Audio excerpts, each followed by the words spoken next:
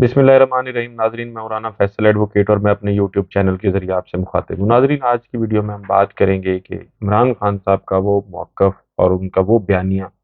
जो इलेक्शन के हवाले से पाकिस्तान तहरीक इंसाफ और उनका था, उसकी आज एक लिहाज से एक जो पहली फतह है वो इमरान खान साहब को जो है हासिल हो गई है। शेख रशीद साहब ने एक पिटीशन फाइल की थी सुप्रीम कोर्ट में, कॉन्स्टिट्यूशनल पिटीशन थी, जिसमें उन्होंने इलेक्शन कमीशन का वो फैसला जिसमें इलेक्शन पंजाब में इलेक्शन को 8 अक्टूबर तक आगे किया गया था, उसको चैलेंज किया था। और फिर वो चैलेंज करने के बाद आज सुप्रीम कोर्ट में जो है उस केस की समाअत हुई और 5 रुकनी बेंच जो है वो बनाया गया, और जिसकी सरबराही chief justice of Pakistan Umar Ata Bandial साहब कर रहे हैं। और फिर आज उसकी समाअत भी हुई, और समाअत में फिर बहुत सारे जो आईनी सवालात थे वो भी उठाए गए, उनकी तरफ भी आते हैं। लेकिन उससे पहले जो है एक और इमरान खान साहब की उनको भी कोर्ट से रिलीफ मिला, वो ये कि चूंकि उनके खिलाफ बहुत सारे मुकदमात जो हैं वो इस्लामाबाद के मुख्तलिफ थानों में दर्ज हैं, दहशत गर्दी और पता नहीं कौन कौन से, तो उनमें 7 मुकदमात में आज इमरान खान साहब जो हैं उनकी जमानत मंजूर हुई है। और फिर अब नेक्स्ट जो डेट पे फिर बहस होगी, है जो भी इमरान खान साहब उसमें पेश होंगे, जो भी उनका मौकफ होगा वो बाद में सामने आएगा। लेकिन ये चूंकि इस वक्त एक हॉट इशू है कि इलेक्शन होगा या नहीं होगा, इसमें सुप्रीम कोर्ट की रिस्पॉन्सिबिलिटी क्या है, इलेक्शन कमीशन की रिस्पॉन्सिबिलिटी क्या है, आइन क्या कहता है, इस पे मैं पहले डिटेल से वीडियोस कर चुका हूँ। लेकिन अब जो सवाल, बुनियादी सवाल था, वो ये था कि क्या इलेक्शन कमीशन का इंतखाबात को आगे करने का जो कदम है वो कानून और आइन की रोशनी में दुरुस्त है या नहीं। इस पे भी मैं पहले अपना एक जो नुक्ता नज़र है वो दे चुका हूँ कि इलेक्शन कमीशन बहरहाल इलेक्शन के हवाले से उसके इख्तियारात भी हैं, आइनी तौर पर उनको तहफ़्फ़ुज़ भी हासिल है अपने इक़दामात करने के हवाले से। लेकिन जहाँ सुप्रीम कोर्ट का एक वाज़ेह हुक्म आ जाए, वहाँ पर इलेक्शन कमीशन जो है वो पाबंद है सुप्रीम कोर्ट के अहकामात पर अमल दरामद करने का। आज जो है वो मुख्तलिफ सवालात उठाए गए हैं, और जो बेंच है उस बेंच में जस्टिस एजाजुल एहसन साहब हैं, जस्टिस मुनीब अख्तर साहब हैं, जस्टिस अमीनुद्दीन खान हैं, और जस्टिस जमाल मंदोखेल भी हैं, उस बेंच का हिस्सा हैं। तो अब सवाल जस्टिस मुनीब अख्तर साहब की तरफ से एक बात ये भी सामने आई कि जी चूंकि इलेक्शन 90 दिन में करवाने का हुक्म था सुप्रीम कोर्ट का, इसलिए इस अदालत इस केस को सुन सकती है। अब ये तो तय हो गई ना बात के जिस वक्त कोर्ट किसी चीज को टेकअप करती है और फिर उसमें फ्री कैन को नोटिस जारी होते हैं, तो फिर इसका मतलब यही है कि सुप्रीम कोर्ट के पास इस केस को समाप्त करने का इख्तियार जो है वो आईनी तौर पर हासिल है। और वैसे भी चूंकि पाकिस्तान की सबसे बड़ी अदालत है, 184(3) जो है पाकिस्तान का जो कॉन्स्टिट्यूशन है, उसके तहत भी सुप्रीम कोर्ट को अवामी नौयत का अगर कोई इशू है तो उसकी केस को समाप्त करने का इख्तियार हासिल है। ये पाकिस्तान का आइन सुप्रीम कोर्ट को इख्तियार देता है। अच्छा, फिर इसमें चीफ जस्टिस उमर अता बंदियाल साहब जो है उन्होंने एक और भी सवाल उठाया कि पहली बार ऐसा हुआ है कि इलेक्शन कमीशन जो है उसने सदर की दी गई तारीख को तब्दील कर दिया है, बदल दिया है, यानी। और अब उन्होंने फिर ये देखना है कि इलेक्शन कमीशन के पास सदर की जानिब से तारीख को बदलने का इख्तियार है या नहीं। अब एक सवाल ये भी है, अब उसमें सेक्शन 58 जिसका हवाला दिया गया है, वो मैंने अपनी पिछली वीडियो में भी उसको बताया कि सेक्शन 58 जो है वो क्या है। इसके साथ साथ फिर एक और सवाल भी आया चीफ जस्टिस साहब की तरफ से, रिमार्क्स आए हैं, क्वेश्चन किया, क्वेश्चन तो मैं नहीं कहूंगा उसको, कि क्या मतलब है आइन में ऐसा है कि इलेक्शन कमीशन अपने पास से तारीख का ऐलान कर दे। और फिर ये भी कहा गया कि ये चूंकि कोर्ट ऑफ लॉ है सुप्रीम कोर्ट, इसलिए कानूनी जो सवालात हैं जो और इस किस्म के आईनी जो अभाम होते हैं, उस पे बहरहाल ये कोर्ट जो है वो समाप्त करती है। और क्या कायम मकाम हुकूमत जो है, यानी जो केयर टेकर सेटअप है, उसके लिए कोई आइन में टाइम फ्रेम है या नहीं। अब ये भी उनके रिमार्क्स है, और ये बड़े अहम रिमार्क्स हैं, और इस पर फैसला होना है मोहसिन नकवी साहब की तकदीर का, कि क्या आईनी तौर पर मोहसिन नकवी साहब जो हैं वो ये 90 दिन में, चूंकि इलेक्शन कराने के लिए पाबंद हैं सारे इदारे, आइन में भी 90 दिन है, और अगर ये 90 दिन से आगे जाते हैं तो फिर मोहसिन नकवी साहब जो है वो कहाँ खड़े होंगे। इसी तरह केपीके में भी यही सूरत हाल है, वहाँ जो केयर टेकर सेटअप है। अच्छा, फिर एक और बात हुई, जस्टिस मुनीब अख्तर साहब की तरफ से रिमार्क सामने आए कि सुप्रीम कोर्ट का एक ऑर्डर था, और उस ऑर्डर के रास्ते में इलेक्शन कमीशन जो है उसका फैसला रुकावट बना है। अब इसमें भी कोई शक नहीं है कि सुप्रीम कोर्ट ने चूंकि ये ऑर्डर कर दिया था कि 90 डेज में इलेक्शन जो है वो बहरहाल होंगे आइन के मुताबिक, और इलेक्शन कमीशन ऑफ पाकिस्तान ने वो सुप्रीम कोर्ट का उस हुक्म को बाईपास करते हुए, नजरअंदाज करते हुए, जानबूझकर इलेक्शन जो है वो अक्टूबर में अनाउंस कर दिए। और ये अब कोर्ट ने फैसला करना है कि सुप्रीम कोर्ट के अहकामात की खिलाफ वर्जी हुई है या नहीं। اس سوال کا جواب یا یہ تو بہت آسان ہے، دوسرے لفظوں میں یہ کہا جا سکتا ہے چونکہ اب سپریم کورٹ کا ایک فیصلہ آ گیا ہے اور سپریم کورٹ نے کہا ہے کہ جی یہ فیصلہ 90 دن کے اندر آپ نے الیکشن کرانے ہیں۔ پھر کس سے نیگوسیشن ہوگی، کس سے بات چیت ہوگی، وہ صدر کا دفتر اور یہ ساری چیزیں معاملات کرنے کے بعد صدر کی طرف سے ڈیٹ اناؤنس کی گئی اور پھر اس پہلے تجویز جو تھی وہ الیکشن کمیشن آف پاکستان کی طرف سے دی گئی تھی کہ جی یہ تواریخ ہیں، ان میں آپ کوئی بھی تاریخ جو ہے وہ مقرر کر سکتی ہیں۔ تو الیکشن کمیشن کی اس تجویز کی روشنی میں صدر پاکستان عارف الوی صاحب نے 30 اپریل کی ڈیٹ مقرر کی۔ پھر اس کے بعد شیڈول آ گیا، لوگوں سے نامینیشن پیپر لے لیے گئے اور سارا شیڈول کے بعد پھر تاریخ جو ہے وہ اچانک سے 8 اکتوبر کر دی گئی 30 اپریل کی بجائے۔ اب پھر اس میں ایک اور بات ہے کہ صوبے کے یہ بھی چیف جسٹس صاحب نے اس پہ ایک سوال یہ بھی آیا کورٹ کی طرف سے کہ صوبے کے یعنی پنجاب کے عوام کے بنیادی حقوق کیا ہیں؟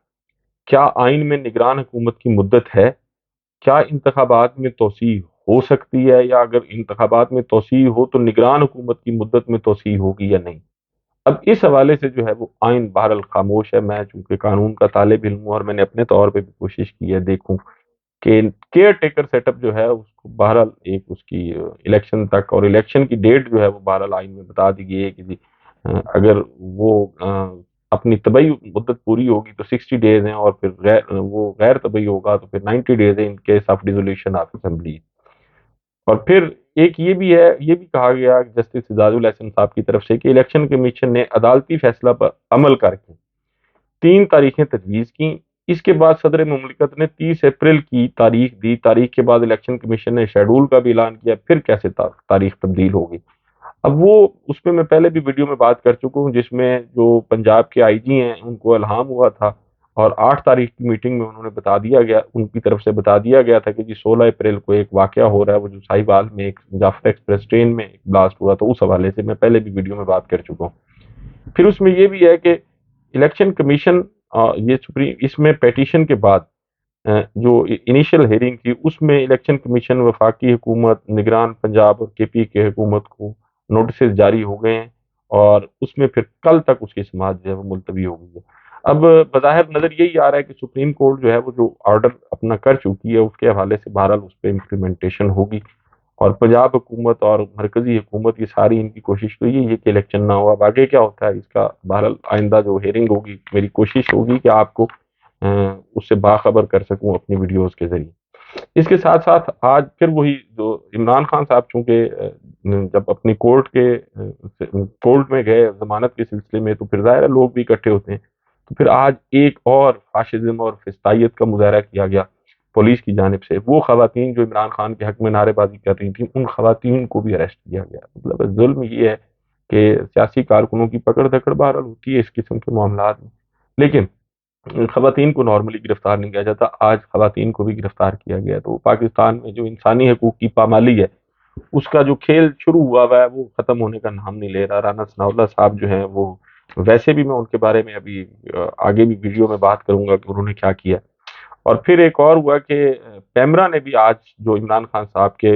کیسز کے حوالے سے، چونکہ ظاہر ہے میڈیا نے اس کو دکھانا ہوتا ہے، تو پیمرا نے جو ہے وہ اس پہ پابندی لگا دی کہ جی اس کی آپ کوریج نہیں کر سکتے۔ تو یعنی ایک اور فریڈم آف سپیچ اور یہ ساری چیزوں پہ، آزادی اظہار پہ ایک حملہ ہے پیمرا کی طرف سے۔ کورٹس کو اس پر نوٹس لینا چاہیے۔ اور اس کے ساتھ ساتھ ایک اور کام یہ بھی ہوا ہے کہ وہ میں پاکستان پیپلز پارٹی کے حوالے سے، چونکہ ان کا ایک ٹریک ریکارڈ ہے بہرحال اس حوالے سے، تو اس موجودہ جو حکومت ہے اس کے تمام تر غیر آئینی اور جو